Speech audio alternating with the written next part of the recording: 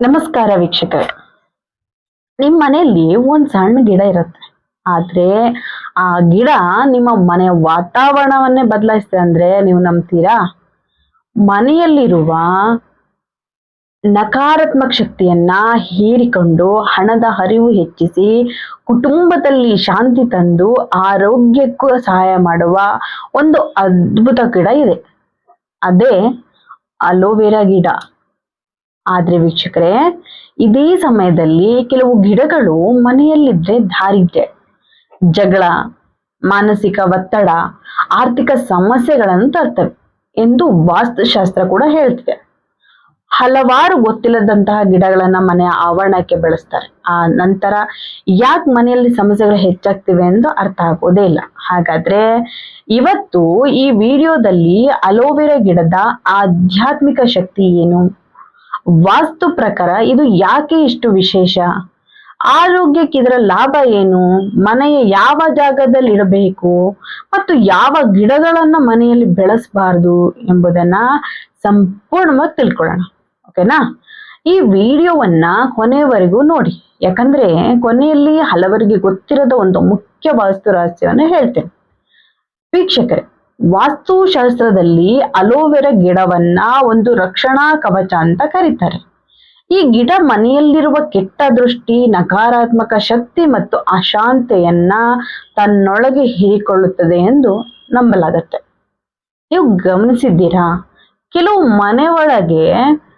ಮನೆಗಳಿಗೆ ಒಳಗೆ ಹೋಗ್ತಿದ್ದಂತೆ ತುಂಬಾ ಶಾಂತಿ ಅನ್ನೋ ಫೀಲ್ ಬರುತ್ತೆ, ಮನಸ್ಸಿಗೆ ನೆಮ್ಮದಿ ಸಿಗತ್ತೆ. ಆದ್ರೆ ಕೆಲವು ಮನೆಗಳಲ್ಲಿ ಕಾರಣವಿಲ್ಲದೆ ಒತ್ತಡ, ಒಂಥರ ಕೋಪ, ಗಾಬರಿ ಅನ್ಸಕ್ ಶುರುವಾಗತ್ತೆ. ಇದಕ್ಕೆ ಮನೆಯ ಶಕ್ತಿ ಕೂಡ ಒಂದು ಕಾರಣವಾಗತ್ತೆ ವೀಕ್ಷಕರೇ. ಅಂತ ಸಮಯದಲ್ಲಿ ಅಲೋವೆರಾ ಗಿಡ ಮನೆಯ ಶಕ್ತಿಯನ್ನ ಸಮತೋಲನದಲ್ಲಿಡುತ್ತದೆ. ಮನೆಯೊಳಗಿನ ಭಾರವಾದ ವಾತಾವರಣವನ್ನ ಕಡಿಮೆ ಮಾಡುತ್ತೆ. ವಿಶೇಷವಾಗಿ ಮನೆಯಲ್ಲಿ ಪದೇ ಪದೇ ಜಗಳ ಆಗ್ತಿದ್ರೆ, ಮನಸ್ಸಿಗೆ ಶಾಂತಿ ಇಲ್ದಿದ್ರೆ, ಮನೆಯ ಪ್ರವೇಶ ದ್ವಾರದ ಹತ್ತಿರ ಅಲೋವೆರಾ ಗಿಡ ಇಟ್ರೆ ಮನೆಯ ವಾತಾವರಣ ನಿಧಾನವಾಗಿ ಬದಲಾಗತ್ತೆ ವೀಕ್ಷಕರು. ಬಹಳ ಜನರು ಒಂದು ವಿಷಯ ಹೇಳ್ತಾರೆ, ಮನೆಯಲ್ಲಿ ಅಲೋವೆರಾ ಗಿಡ ತಂದ ನಂತರ ಮನೆಯಲ್ಲಿದ್ದ ಒತ್ತಡ ಕಡಿಮೆ ಆಯಿತು ಅಂತ, ಕುಟುಂಬದವರ ಮಧ್ಯೆ ಪ್ರೀತಿ ಹೆಚ್ಚಾಯಿತು ಅಂತನೂ ಹೇಳ್ತಾರೆ ವೀಕ್ಷಕರೇ. ವಾಸ್ತು ಪ್ರಕಾರ ಈ ಗಿಡ ಲಕ್ಷ್ಮೀ ದೇವಿಯ ಕೃಪೆಯನ್ನ ಸೆಳೆಯುತ್ತೆ. ಮನೆಯಲ್ಲಿ ಹಣ ಉಳಿಯದ ಸಮಸ್ಯೆ ಇದ್ದರೆ, ಎಷ್ಟೇ ದುಡಿದರೂ ಕೈಯಲ್ಲಿ ಹಣ ನಿಲ್ತಿದ್ರೆ, ಮನೆಯ ಉತ್ತರ ಅಥವಾ ಪೂರ್ವ ದಿಕ್ಕಿನಲ್ಲಿ ಅಲೋವೆರಾ ಗಿಡ ಇಟ್ರೆ ಹಣದ ಸ್ಥಿತಿ ಸುಧಾರಿಸ್ತದೆ ಎಂದು ಹೇಳಲಾಗತ್ತೆ.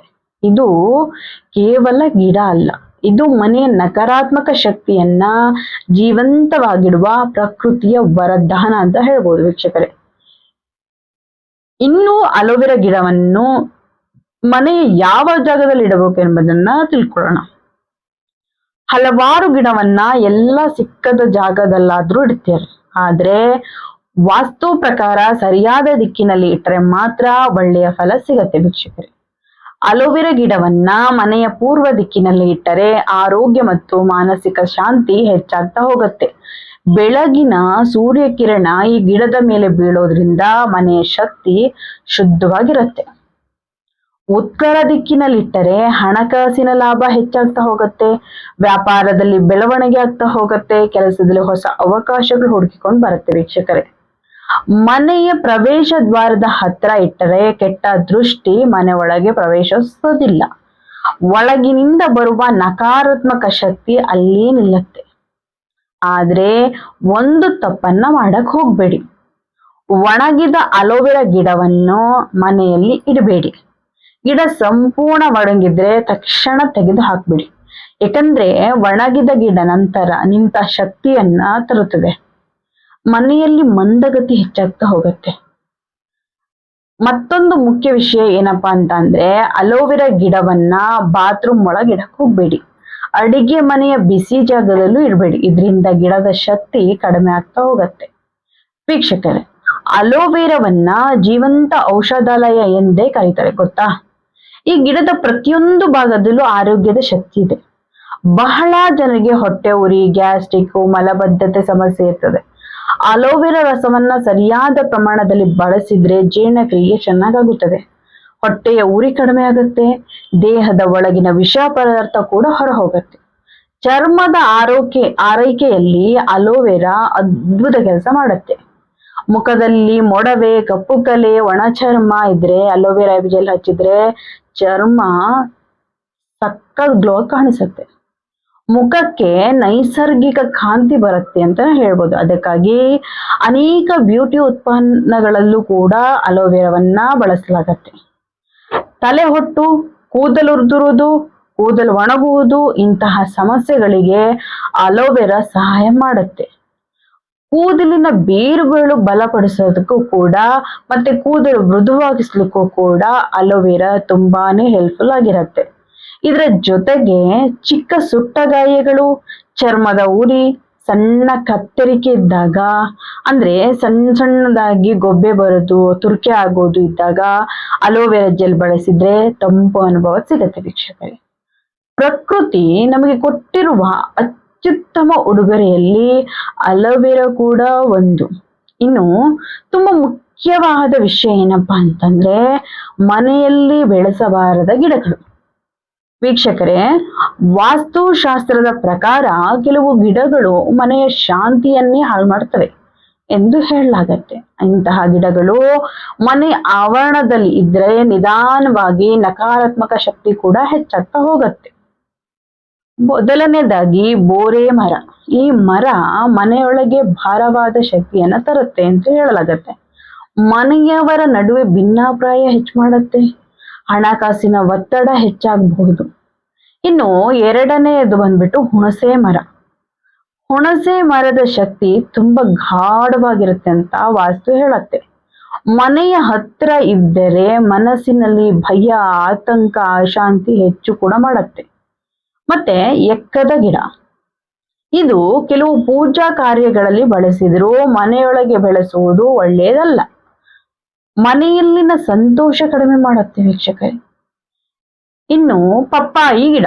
ಪಪ್ಪಾಯಿ ಗಿಡ ಮನೆಯ ಮಧ್ಯಭಾಗದಲ್ಲಿ ಅಥವಾ ಮುಖ್ಯ ಬಾಗಿಲಲ್ಲಿ ಹತ್ತಿರ ಇದ್ರೆ ಆರೋಗ್ಯ ಸಮಸ್ಯೆಗಳು ಹೆಚ್ಚಾಗುತ್ತವೆ ಎಂದು ವಾಸ್ತುಶಾಸ್ತ್ರದಲ್ಲಿ ತಿಳಿಸಲ್ಪಟ್ಟಿದೆ. ನಿಂಬೆ ಗಿಡ.